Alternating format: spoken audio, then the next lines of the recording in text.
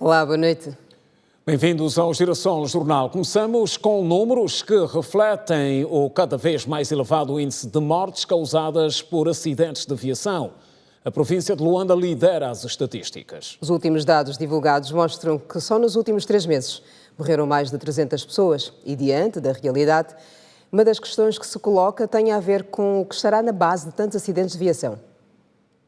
342 atropelamentos, 135 colisões entre veículos automóveis, 214 entre carros e motorizadas e 101 choques contra postes de iluminação pública. Destacam-se entre os dados apresentados recentemente pela Comissão Executiva do Conselho Provincial de Viação e Ordenamento do Trânsito de Luanda. Esses números fazem parte de um total de 870 acidentes de viação que resultaram em mais de 300 mortes nos últimos 3 meses. Diante deste facto, os cidadãos defendem a construção de pedonais em locais de muito movimento e a manutenção dos sinais de trânsito como forma de reduzir o índice de acidentes e atropelamentos. Muita gente passa por aqui, é necessário mesmo uma pedonal. Porque os nossos filhos, as crianças que estudam de um outro lado para o outro lado, a travessia, fica muito mal. Algumas vias carecem mesmo também de sinalização e também manutenção de alguns sinais lá onde já estão, mas que não têm uma boa visibilidade dos semáforos e não só. Então, assim como os sinais também do pavimento, é necessário um trabalho multissetorial. Ele já tem aversão pela estrada porque a pedonal demora mais tempo do que a estrada. A estrada é só direito. Então, preferem correr do que atravessar a pedonal. Só para se ter uma ideia, o Hospital Municipal do Talatona registra uma média diária de 10 a 15 casos de acidentes de viação, ao passo que o Hospital Municipal do Kazenga, nos últimos 15 dias, registrou no seu banco de urgência 120 ocorrências. Nessas últimas 24 horas, em média, temos ali 10, 15 casos por dia, nas 24 horas. A sinistralidade rodoviária é uma situação que tem nos preocupado bastante.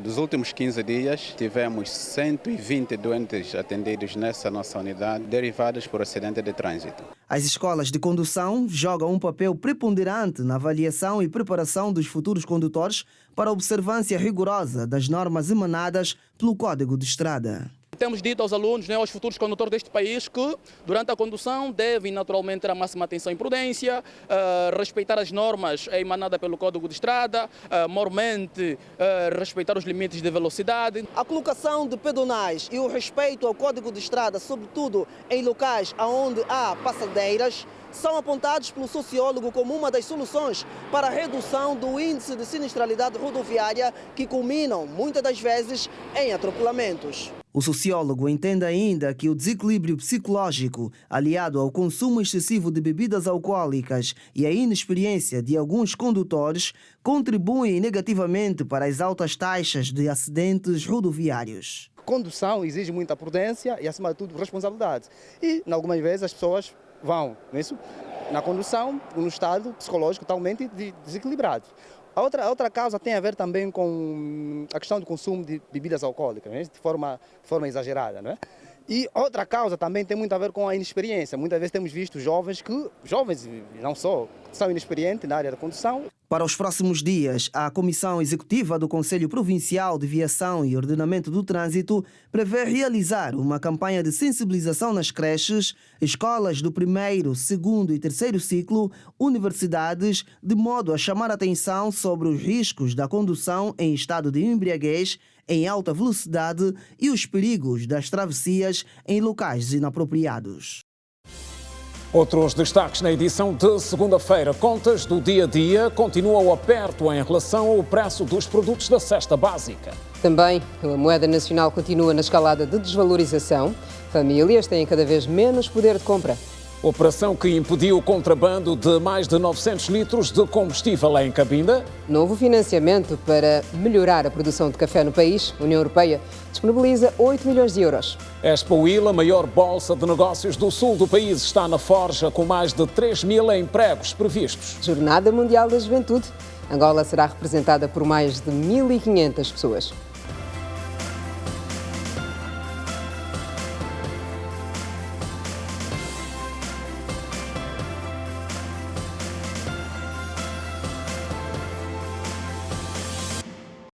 Outra vez, boa noite. Caminha para o fim o mês de julho, com a marca de contas apertadas para os bolsos das famílias. Os preços em relação à cesta básica continuam altos, apesar do esforço que tem sido envidado para a inversão de quadro. Para a maioria dos munícipes, a situação está cada vez mais complicada. Os produtos que compõem a cesta básica continuam a registrar uma elevação nos seus preços. Os consumidores que acorrem ao mercado da estalagem dizem ser difícil fazer contas para adquirir o essencial em função da instabilidade dos preços. Você tendo 100 mil kwanza, é a mesma coisa que estás a levar 10 mil kwanza na loja. Um saco de arroz está a 16 mil kwanza. A caixa de massa está 6 mil kwanza. O saco de açúcar está 23 mil kwanza. Era 18 mil, 16 mil. Onde é que vamos parar? Cada dia que nasce, as coisas estão a subir mais. Está a ser difícil ter uma gerência certa. Se eu dizer que com 100 mil está-me a aguentar, teria a mentir. O óleo baixou relativamente, porque o mês passado nós compramos o bidão de 20 litros a 25 mil kwanzas. Hoje, graças a Deus, está a 22.300, 22.500. Mas o resto das coisas continua um preço exorbitante. Tem arroz de 15, de 16, 17, depende da qualidade do arroz. O arroz mais barato nós compramos a 14.500. O arroz sem qualidade, pronto, é esse que nós compramos. A fuba agora está a 9.500, subiu muito. Olha, estava a 7, 6 mil. A gasolina subiu para 150 kwanzas. As coisas subiram 3 vezes mais. A semana passada o malundo estava ainda 19.500, está 26 mil kwanzas. O carapau está 28 mil, mas cada qualidade com seu preço. Tem de 30 e tal e tem de 20 e tal. De concha de 10 quilos também não consegui comprar a caixa completa, mas uma caixa de 10 quilos comprei por 2. Caixa está 13.500, concha de 10 quilos, também reparti por 2. E para quem usa os produtos da cesta básica como matéria-prima, é muito mais difícil. Isso é muito complicado. Não tem mesmo, mas ganho mesmo. Só mesmo vender por vender, para não ficar só em casa. Segundo alguns consumidores, o preço dos produtos da cesta básica tendem a subir na semana em que são pagos os salários. Os mesmos apontam má fé por parte dos comerciantes. Vim cá fazer uns apanhados básicos de casa. Sim, que não está mesmo fácil. Para quem não tiver salário, não vai conseguir mesmo fazer compra. Basta chegar a semana maluca, conforme todo mundo chama, as coisas mesmo pioram os preços. Os dias 15 está mais calmo, os preços também dão uma ligeira baixa, até 20. Daí em diante, quando o salário cai, a tendência é aumentar, nem que for 500, 600, mas é aumentar o preço das coisas. Posso dizer que há sim um aproveitamento. Ligam-se por o salário sobe hoje, sai hoje. Ontem você teve que encontrar a caixa de massa 1.500 ou 2.000 kwanza, vai encontrar já 5.000, 4.000. Isso não se pode. Subida constante dos produtos da cesta básica continua a inquietar os consumidores. O kwanza, a moeda nacional, continua na escala da desvalorização, com um poder de compra dos mais baixos já registados até o momento. Hoje voltamos ao mercado para novas contas e constatamos que, apesar de, a dado momento, o kwanza ter registrado ligeira recuperação, continuam elevados os níveis de desvalorização face ao dólar. A moeda nacional continua a depreciar a um ritmo mais acelerado, o que coloca novamente sob pressão o rácio da dívida pública. O kwanza já depreciou 37% face ao dólar desde o dia 11 de maio, devido à descida global dos preços do petróleo. Para economistas, é preciso uma aposta mais consistente no setor produtivo, como forma de mitigar o impacto da desvalorização do kwanza na vida das famílias angolanas. O baixo desenvolvimento produtivo afeta a nossa estrutura não só produtiva, tecnológica, mas principalmente comercial. É necessário haver uma realocação de fatores de produção, sobretudo a mão de obra, sair dos setores menos intensivos em tecnologia e, consequentemente, de menor valor agregado, para setores mais intensivos em tecnologia e, consequentemente, de maior geração de valor agregado, fazendo com que a gente possa produzir mais produtos de maior valor agregado, ou seja, diversificar, portanto, a produção associada à indústria de transformação.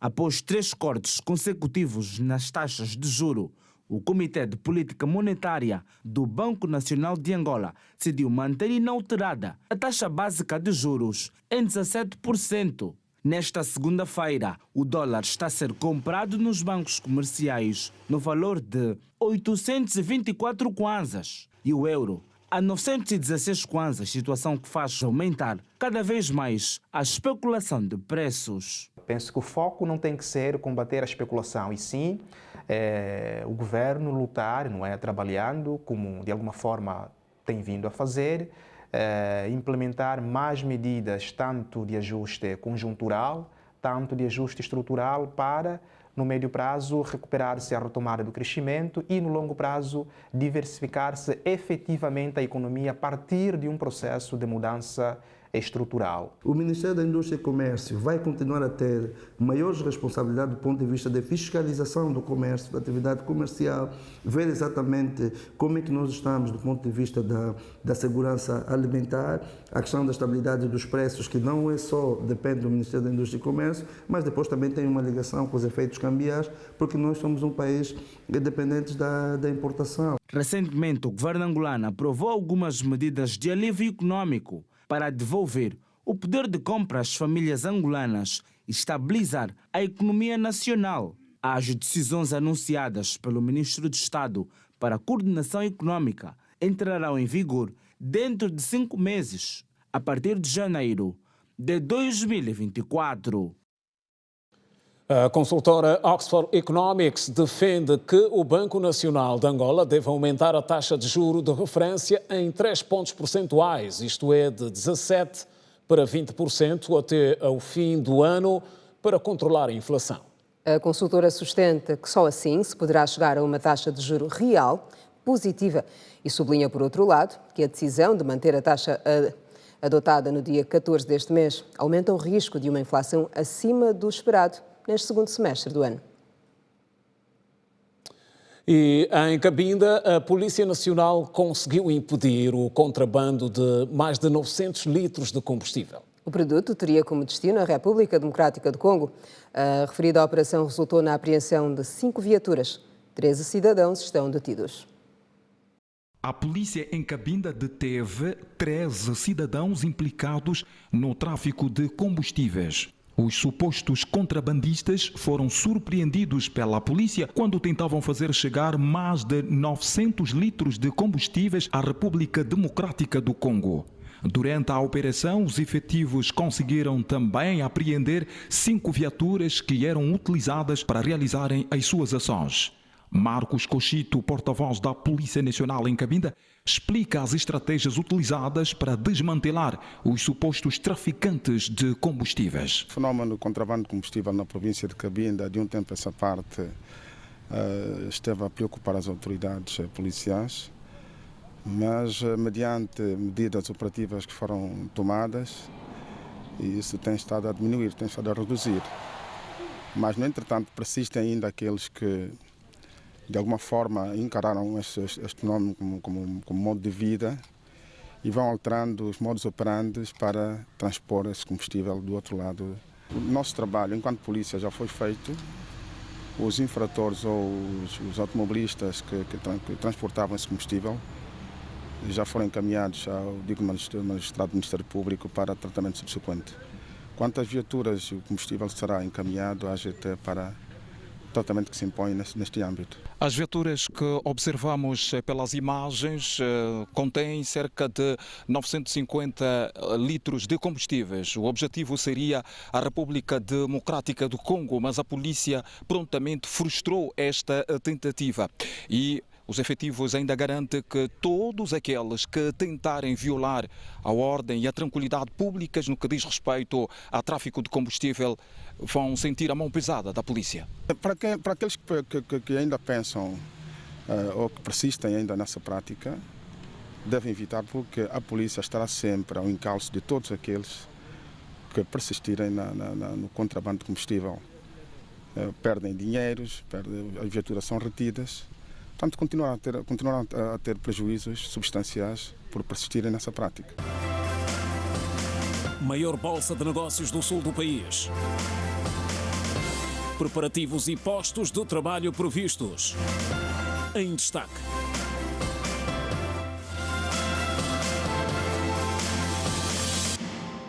Mais à frente, falamos de obras a seguir, melhoria de estradas secundárias e terciárias. Foram lançados os trabalhos de requalificação de um troço da Avenida Ogianda, uma via estratégica de acesso a um dos principais mercados de Luanda.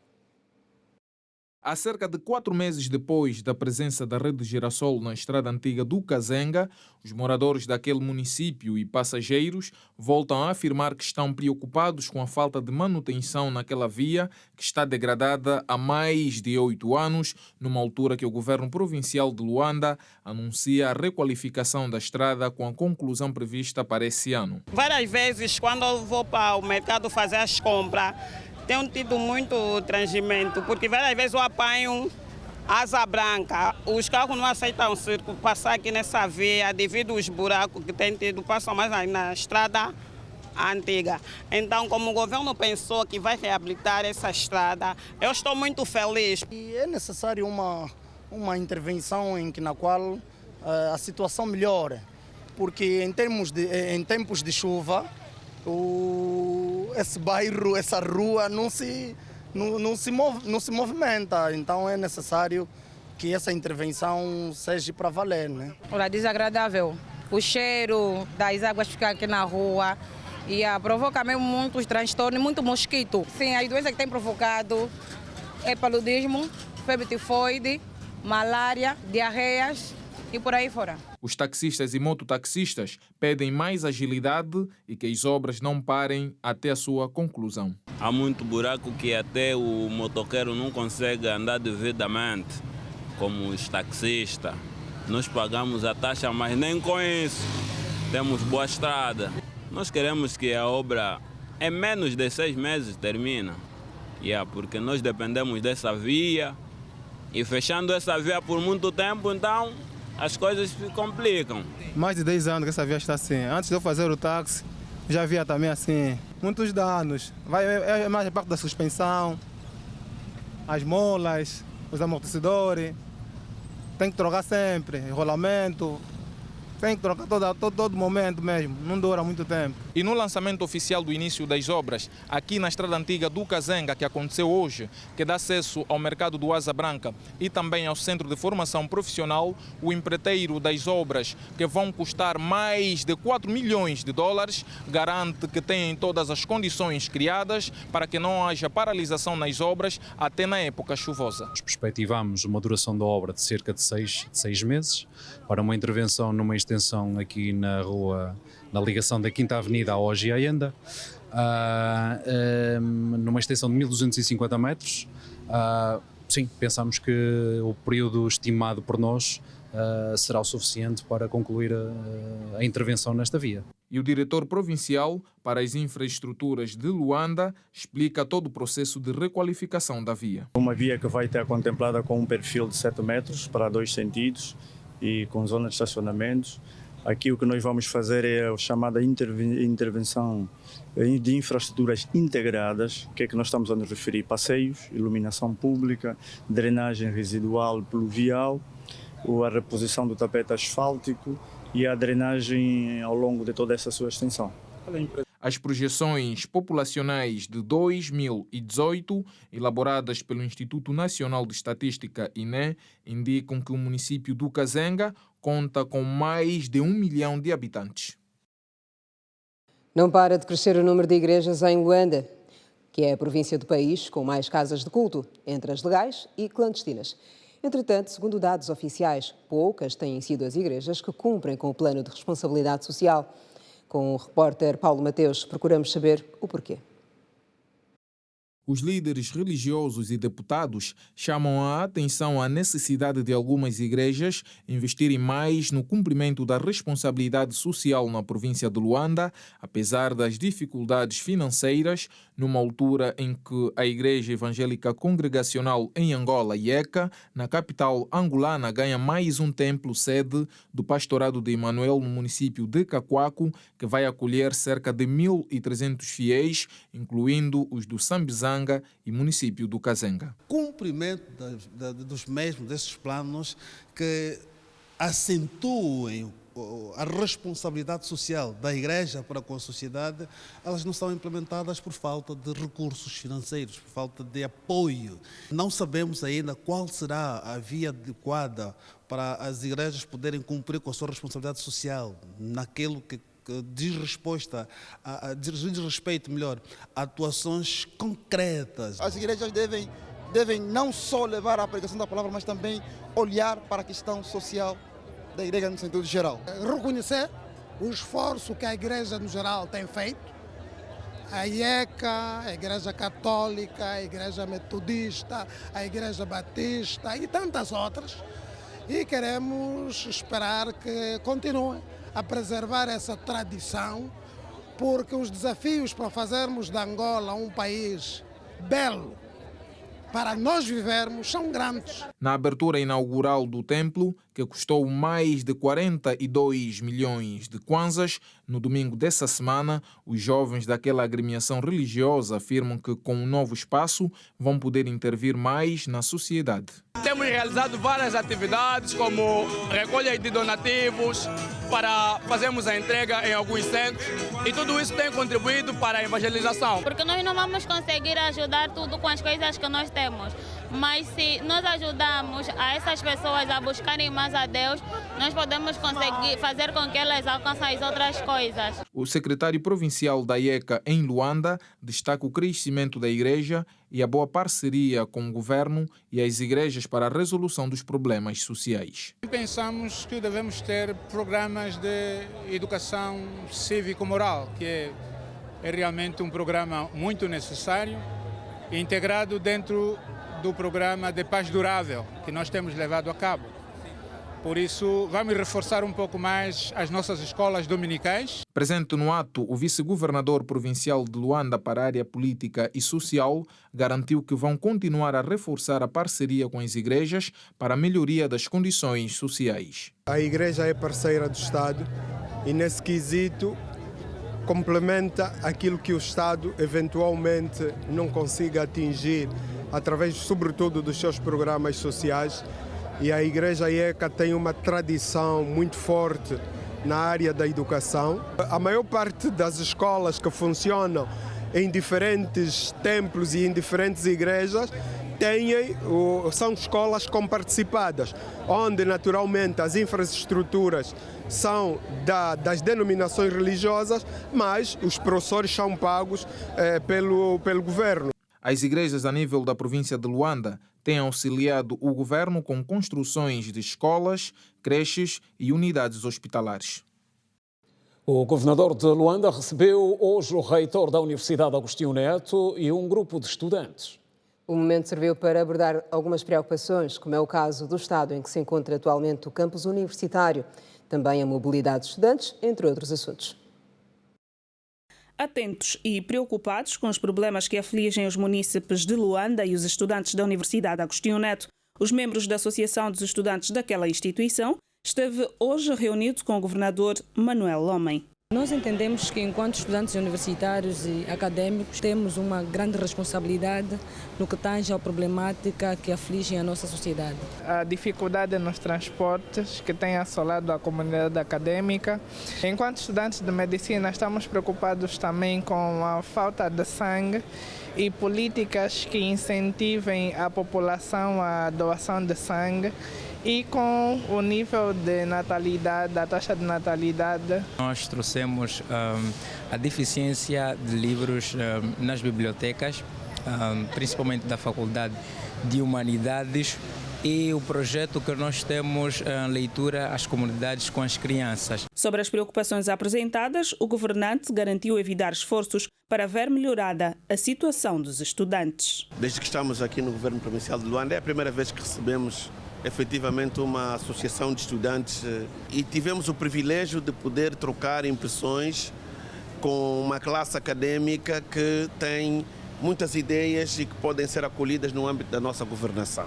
Nós vamos trabalhar com os órgãos afins, no caso em relação aos transportes, mas em relação à participação e à sua disponibilidade de poderem colaborar nas iniciativas que o governo provincial está a materializar é total. Nós é que agradecemos a disponibilidade dos estudantes que abraçam a causa não só do reordenamento do comércio, mas também das ações que estamos a implementar para a arborização da nossa província, as ações também que estamos a desenvolver no âmbito da sinistralidade rodoviária, o que de facto também demonstra o compromisso dos estudantes em relação à sociedade, em relação aos problemas sociais que nós estamos todos a trabalhar para os resolver. Manuel Homem recebeu também audiência na sala VIP do Governo da província o reitor da Universidade Agostinho Neto e a cantora gospel Irma Jolie. Entre outras preocupações, o estado do campus universitário é o que mais inquieta o reitor da universidade. Gostaríamos de contar com o governo provincial ou outras entidades,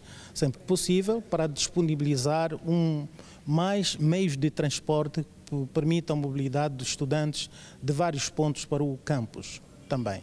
Por outro lado, a questão de segurança no próprio campus, que nós também apresentamos à Sua Excelência, Sr. Governador da província, e, se possível, também encontrar um melhor mecanismo de assegurar a própria proteção de infraestruturas e o património da universidade. Esse é o foco que o projeto Nova Criatura abraçou, dizendo que devemos vender dentro do mercado, porque dentro do mercado nós teremos sítio para proteger os nossos filhos. O encontro aconteceu no âmbito da aproximação do governo da província de Luanda com as instituições da sociedade civil.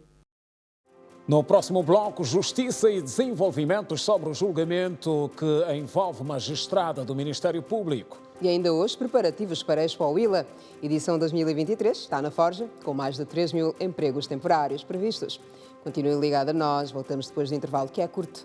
É um até já.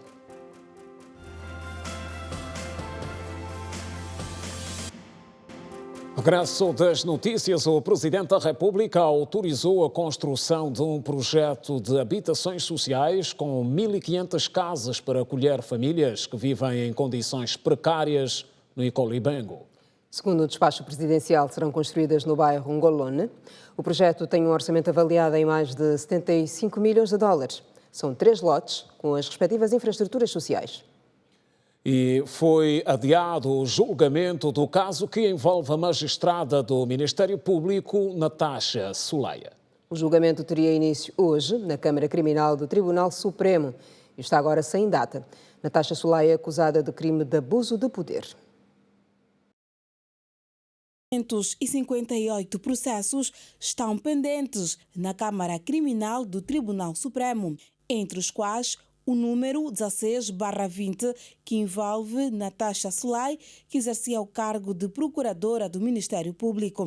O julgamento da arguida, acusada de abuso de poder, foi adiado devido à ausência de um dos juízes. A parte lesada, que não quis ser identificada, conta que foi feito um mandado de captura internacional a um dos sócios pertencente à empresa norte-americana envolvida no litígio de um terreno de que a família da magistrada é acusada de ter se apropriado. Na altura estava a decorrer um litígio entre eles e, entretanto, havia necessidade de se guardar esses documentos. Fomos para lá e aterramos. Aí por volta da meia-noite,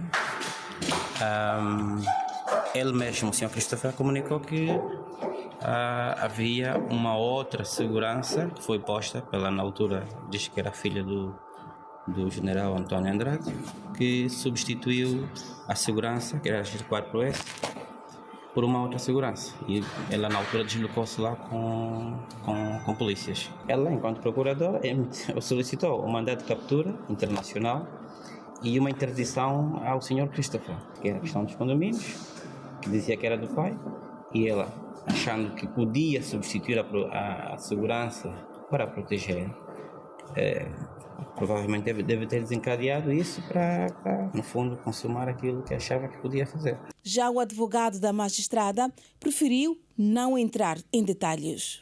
O juiz achou que tem que adiar por ausência de um conselheiro e nós não podemos fazer nada. A lei permite isto. Quanto à acusação, não vou comentar nada. Vamos aguardar a audiência. O processo, que já remonta desde 2017, a procuradora é a primeira magistrada da Procuradoria-Geral da República em Angola a sentar-se no banco dos réus do Tribunal Supremo para julgamento. O Conselho Superior da Magistratura Judicial suspendeu o exercício das funções da arguida em 2021, enquanto decorre o processo judicial. Foi hoje lançado aqui em Luanda o MUCAF, Programa de Fomento da Produção do Café no país, que conta com financiamento da União Europeia, avaliado em 8 milhões de euros. Na linha da frente estão as províncias do Ige, Kwanza Norte e Kwanza Sul. Com o objetivo de reforçar a cadeia de valor para aumentar a produção, produtividade e melhorar a qualidade e certificação do café nacional, o Ministério da Agricultura e Florestas lançou o projeto MUCAF. Para a coordenadora do projeto, esta é uma oportunidade para Angola, o que vai contribuir para o aumento das exportações e captação de divisas. Com este projeto pretendemos aumentar a produção de maneira a sustentar o mercado internacional, mercado interno, mercado externo, valorizar as variedades que produzimos cá localmente, melhorar a qualidade desse café e melhorar, sobretudo, a renda familiar. Segundo a coordenadora do projeto, a União Europeia, por meio da Agência Francesa de Desenvolvimento, vai financiar o MUCAF com mais de 8 milhões de euros, com o objetivo de tornar Angola novamente numa potência em produção de café. É uma doação pela União Europeia no valor de 8.815.420 euros. Vai ser desenvolvido nas províncias do Kwanza Sul, Kwanza Norte e o Ige. Esse projeto vai ser implementado num período de 5 anos, a começar já por este ano, 2023. Com cerca de 16 mil produtores de café controlados pelo Instituto Nacional do Café de Angola, quem lida com o setor diz que ainda há muitos desafios, como falta de financiamento e vias de escoamento. Nós estamos com cerca de 16 mil produtores de café, com uma produção de cerca de 6 mil toneladas de café comercial e produzidos em cerca de 35 mil hectares espalhados por cerca de 10 províncias. Nós temos a falta de financiamento da produção, também a situação das vias terciárias que levam às fazendas de café, o acesso aos inputs agrícolas, me refiro a enxadas, katanas. Angola já foi o terceiro maior produtor de café do mundo, mas perdeu a sua capacidade produtiva com o tempo que, segundo a diretora-geral do IDIA, para recuperar o posto, é necessário o país livrar-se da suposta maldição do petróleo. O petróleo tem sido para nós, diria eu, uma maldição. Aliás, todos os outros países que têm tido a bonança do petróleo têm sofrido e têm descurado aquilo que são o seu grande potencial agroindustrial. Angola não é diferente. Dizer que deveríamos mesmo esquecer a questão do petróleo e deveríamos nos ater àquilo que são o grande potencial das nossas cadeias de valor. Agora, não podemos fazer tudo de uma vez, temos que ter apostas claras daquilo que são as prioridades, primeiro para a sustentabilidade alimentar e depois para as questões da exportação, no sentido de mantermos então um fluxo razoável de divisas a entrarem no país. O projeto MUCAF visa beneficiar as famílias produtoras com finalidade de aumentar e melhorar a produção do café, valorizar as variedades e locais face ao mercado externo. Na província da Huila está na forja a edição 2023 da maior bolsa de negócios do sul de Angola. Estamos a falar da Expo Huila, que, segundo a organização, está projetada para gerar mais de 3 mil postos de emprego temporário.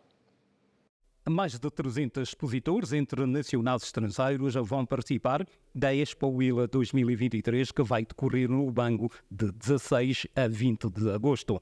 Segundo o presidente da APSIL, a organizadora do evento, esse número representa um aumento de 25% comparativamente à edição do ano passado.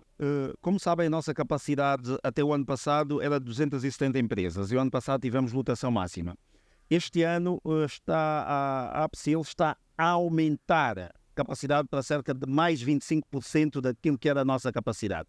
Ou seja, vamos chegar muito perto das 320 empresas este ano. Paulo Gaspar disse ainda que são maioritariamente empresas locais que vão participar do evento. 90% são empresas nacionais e das quais pelo menos 40% são empresas locais da província da Huila. A Expo Huila tem a particularidade de ser uma feira que procura mostrar o potencial da Huila e das províncias limítrofes. Ou seja, Namibe, Cuando-Cubango, Cunene, Ncaduambo e o Bié, temos tido participantes dessas províncias que vêm mostrar o seu potencial. A Expo Huila procura mostrar o que é que nós já estamos a produzir, em termos agrícolas, em termos da nossa indústria, que já começa também a dar os seus passos e com algum resultado. Temos também a indústria caseira, os nossos chouriços, os enchidos, que são muito famosos pelo país todo. E aquilo que a Expo Huila procura mostrar essencialmente é isto. O petróleo, a principal matéria-prima do país, começou a semana em boa margem de comercialização.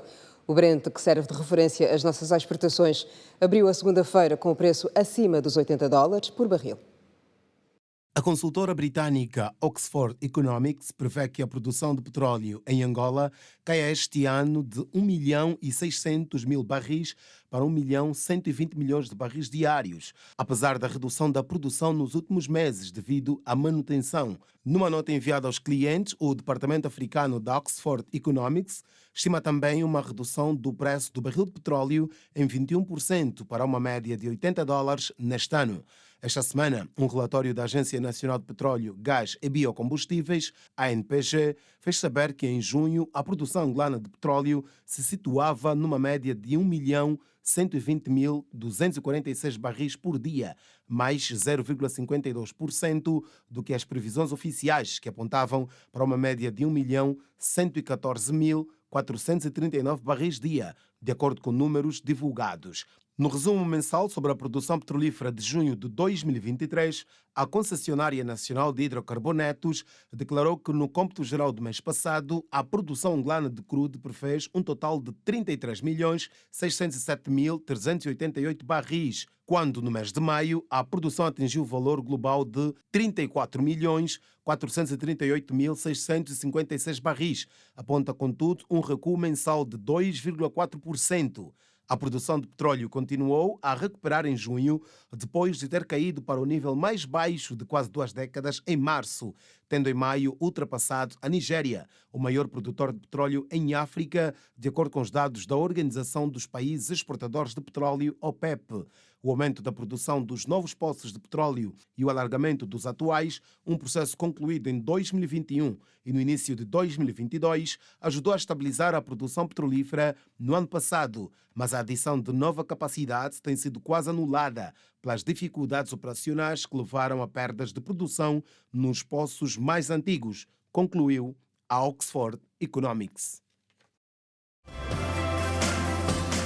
Agitação causada por incêndios florestais na Grécia. Em destaque.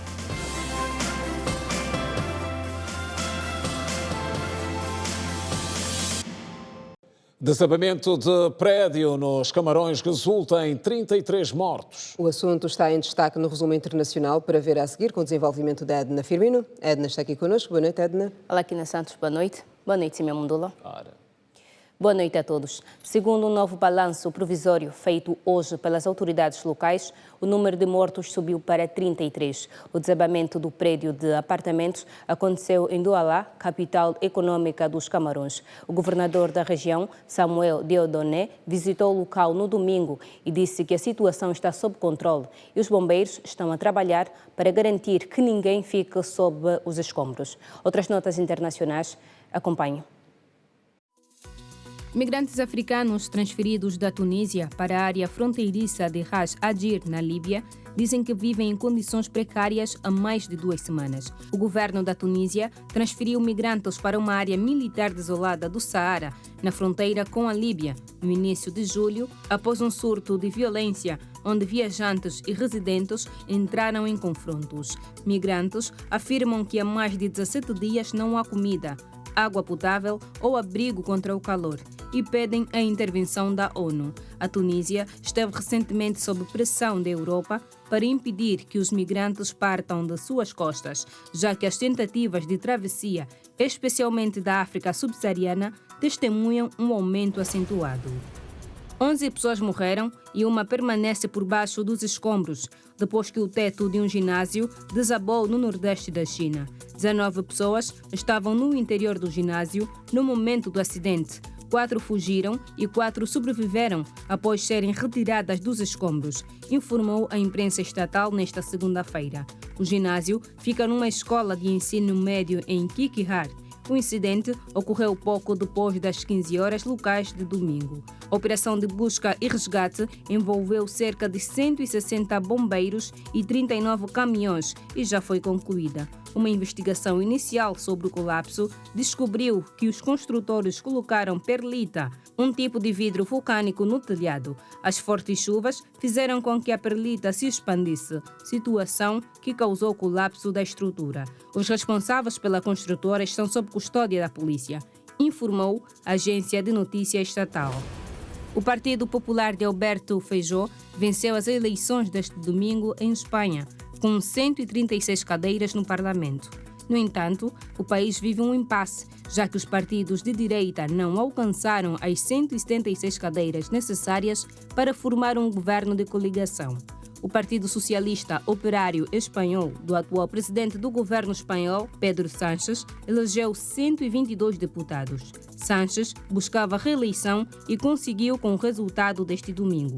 Por isso, as próximas semanas serão essenciais para saber se haverá formação de um governo de coligação.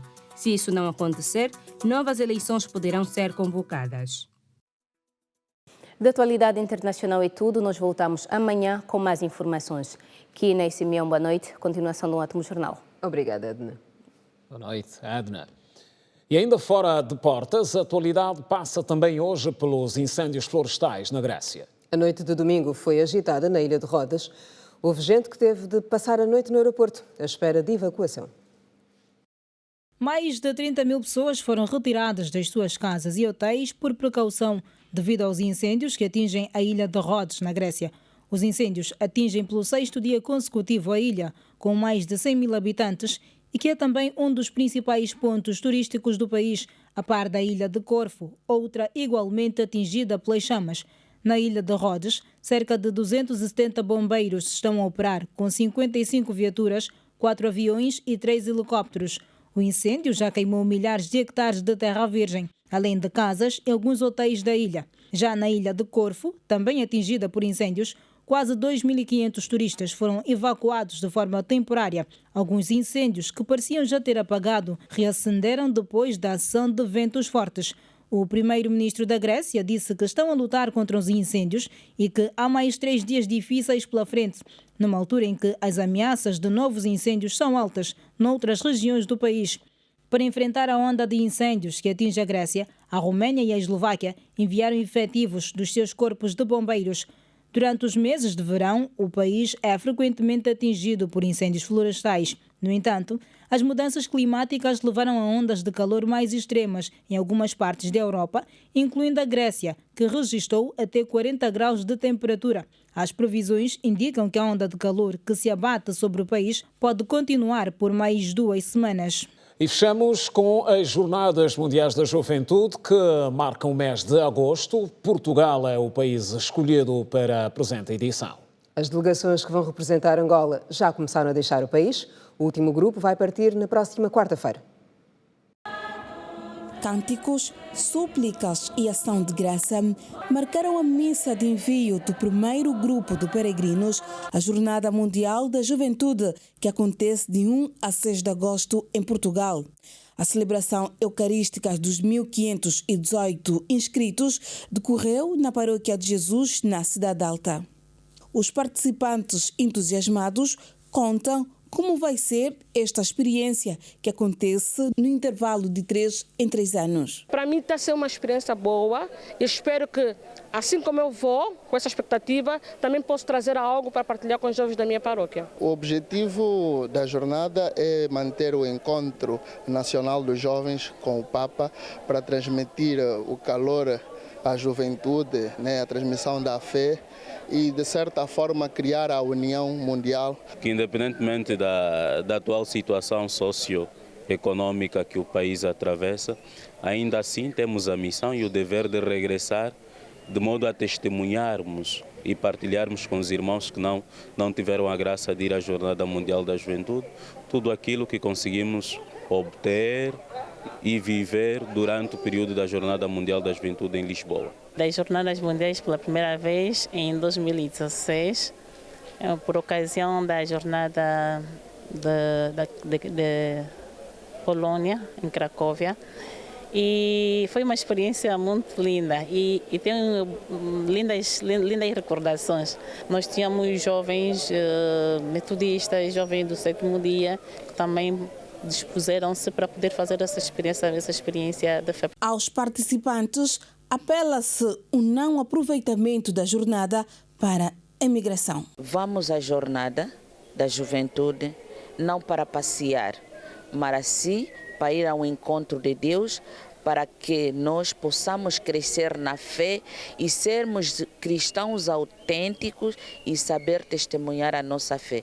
Porque se for para turismo, eu pago o meu bilhete e vou por conta própria, não é? Mas nós vamos lá realmente para estar com o Papa, para estar com os outros jovens a nível do mundo, para vivermos a nossa fé. Nós estaremos lá na jornada, sensivelmente, uma semana e alguns dias, porque teremos a pré-catequese e depois teremos o momento mais alto do encontro com o Santo Padre. Então o jovem vai, mas não para ficar, mas é para regressar, porque todos nós queremos chegar lá completos e também regressarmos completos. Na verdade, eu diria que estamos a trabalhar no sentido de consciencializarmos cada um dos jovens participantes desta jornada. Para a viagem que termina na madrugada de quarta-feira, estão inscritos 1.518 peregrinos.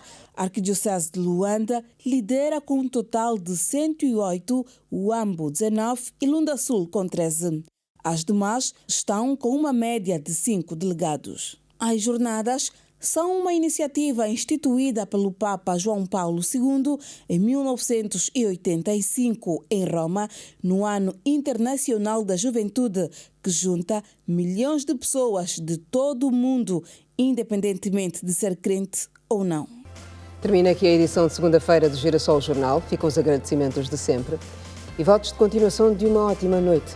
Nós voltaremos a estar juntos amanhã. Boa noite. Boa noite.